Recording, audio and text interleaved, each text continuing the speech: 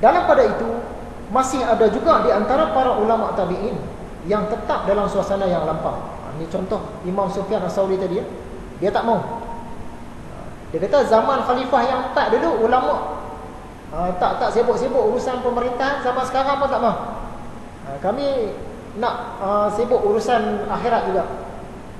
Urusan pemerintahan yang melibat akhirat ke apa, dunia ke, khalifah. Ini cara mereka memprotes. Nah, cara dia protes, zaman tu tak ada pilihan raya. Jadi cara dia nak protes khalifah. Bila dia tak mau pegang jawatan tu, maksud dia nak cakap kamu tu tak layak jadi khalifah. Kena cari orang yang layak. Kan? Itu maksud dia. Itulah sejak zaman Khalifah Muawiyah kan dah dijadikan hak keturunan. Yang khalifah yang 4 tu, dia tak lantik anak dia. Dia tak lantik orang kroni-kroni dekat dia. Tapi sejak zaman Muawiyah dia mula lantik anak dia, Khalifah Yazid. Lantik. Jadi ulama-ulama dia nak cakap tak layak. Dia tak selayak, ilmu memang ada tapi tak layak macam khalifah yang 4. Kena lantik ulama besar juga jadi khalifah tu. Itu cara mereka protes. Kalau Sayyidina Umar, dia punya nak jaga supaya orang jangan kata dia ni lantik anak dia. Bila dia dah kena tikam, dia dah nak mati dah, dia pesan, dia kata 6 orang majlis syura dia tu kena bersidang, kena berhimpun, pilih khalifah siapa dia dalam 6 orang tu. Dalam 6 orang ulama besar ni tadi, kena pilih siapa dia khalifah pengganti dia. Sebenarnya 7 orang. Siapa seorang lagi? Anak dia. Tapi dia tak mau. Orang kata Khalifah Umar dia pentingkan keluarga dia. Anak dia dalam majlis syura tu patut 7 orang. Tapi anak dia ketepikan. Dia pilih Sayyidina Ali dan yang lain-lain, Sayyidina Usman semua. 6 orang bincang. Anak dia letak di mana? Letak di luar. Dia bagi masa. Kata, kamu tengok, mereka 6 orang ni boleh selesai tak pilih siapa jadi khalifah? Kalau tak selesai dalam waktu-waktu sekian-sekian, kamu cabut pedang, pancung dia sampai keluar. Dia pesan kat anak dia macam tu. Padahal anak dia memang layak duduk dalam tu. Anak dia memang layak jadi khalifah juga. Tapi sebab nak jaga jangan orang kata Khalifah Umar lantik anak dia. Anak dia ketepikan. Jadi pengawal.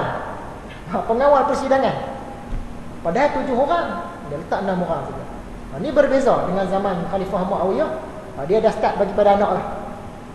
Bila bagi pada anak, bagi pada cucu, bagi pada anak saudara semua, ulama-ulama dia nak protes. Cara ulama nak protes, dia nak kata kamu tak layak jadi khalifah. Cara dia nak protes tu, dia tak mau kerjasama.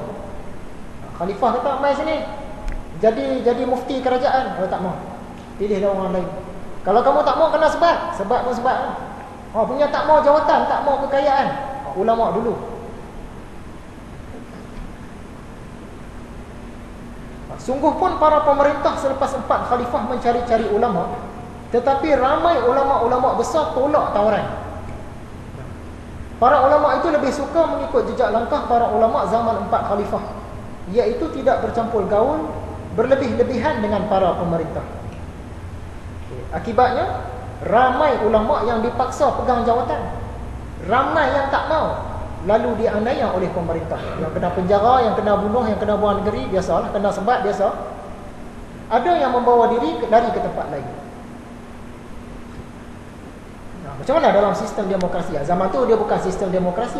Kalau kita sekarang, sistem demokrasi lah kan. Maka kelihatanlah kepada rakyat umum kebesaran ulama. Bila tadi pembesar tadi panggil, siapa dalam negeri kita ada ulama nak ambil kerja dengan kerajaan, orang awam mula nampak, anak kita bagi jadi ulama. Sebab apa anak kita nak bagi jadi ulama? Nanti dia boleh kerja dengan kerajaan, jadi menteri ke, jadi apa kan. Orang dah nampak macam tu dah. Zaman tu, zaman 4 khalifah tak ada can. Tak ada can nak ambil jawatan tu sebab 4 khalifah tu ulama besar. Tapi start zaman Khalifah Muawiyah, khalifah-khalifah ni dah ulama kecil dah. Jadi orang nampak kalau kita tumpu bidang agama, pandai sikit agama, boleh pegang jawatan dalam kerajaan. Itu asal orang nak debat. Oleh kerana kedudukan ulama sudah mula mendapat tempat di sisi pemerintah, orang ramai pun berlumba-lumba belajar ilmu agama dengan tujuan untuk mendapatkan jawatan. Jadi satu ketika tu, Ramai orang belajar agama. Kenapa ni? Sebab nak jawatan pemerintah. Sebab khalifah-khalifah dah lemah dah. Nak jawatan daripada pemerintah. Jadi kita nak angkat diri kita supaya pemerintah ni nampak kita kena buat sesuatu. Macam mana cara dia? Berdebat. Tu asal debat Islami. Debat dalam dunia Islam ni itu asal. Mula-mula dunia Islam ni debat ni kurang. Orang banyak tumpu pada amal dakwah. Sampai zaman khalifah-khalifah kemudian ni orang debat. Sebab apa? Melalui debat ni kita boleh tunjuk kita handal. Bila orang nampak kita handal, khalifah akan pilih kita pegang jawatan. Pengurus Baitul Mal ke, khadi ke, mufti Daulah Islamiah ke. Tu zaman tu.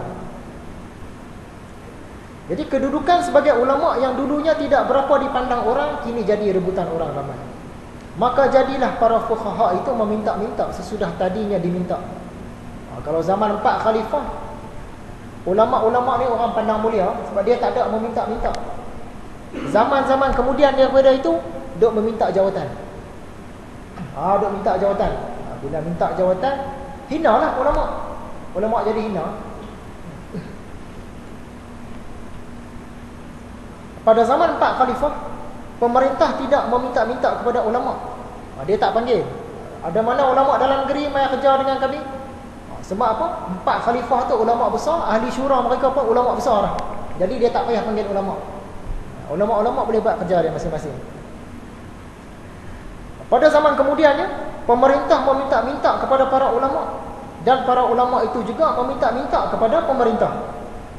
Pemerintah pun terhegeh-hegeh dekat ulama, ulama pun terhegeh-hegeh dekat pemerintah. Masing-masing ada kepentingan. Yang pemerintah tadi, dia ilmu dia dah tak setaraf ulama besar. Jadi dia terpaksa minta bantuan ulama. Yang ulama pula dia nakkan jawatan daripada pemerintah. Tu asal orang mula berdebat. Nak pilih siapa yang layak kerja dengan khalifah, orang berdebat. Jadi umat Islam yang rugilah. Masa tu banyak perdebatan berlaku. Suatu ketika dunia Islam dilanda ilmu kalam, maka perdebatan menjadi aktiviti utama. Zaman tu siapa bijak debat ilmu kalam ni? Orang kata ulama besar. Ulama besar mudahlah dapat jawatan daripada pemerintah. Sesudah itu lagi muncul pula orang-orang yang bertukar-tukar fikiran, berdebat tentang fiqh, dan khusus membandingkan mana yang lebih utama di antara mazhab Syafi'i dan mazhab Abu Hanifah. Sampai satu masa pula yang kata nama ulama-ulama tadi berdebat pula. Habis masa debat je. Debat apa? Debat antara mazhab. Mana lebih betul? Mana paling betul? Mana lebih sesuai? Syafi'i ke Hanafi ke? Lawan pula debat. Tu zaman tu. Zaman itu antara Syafi'i dengan Hanafi. Tapi kalau zaman sekarang, kita tengok debat cukup hebatlah dalam segi fiqh. Terutamanya yang aliran sendiri-sendiri. Kan, kaum Salafi, Wahabi apa. Dia tu dah mazhab dia sendiri dah. Tak pun mazhab tokoh yang dia minat. Lawan debat lagi teruk zaman sekarang.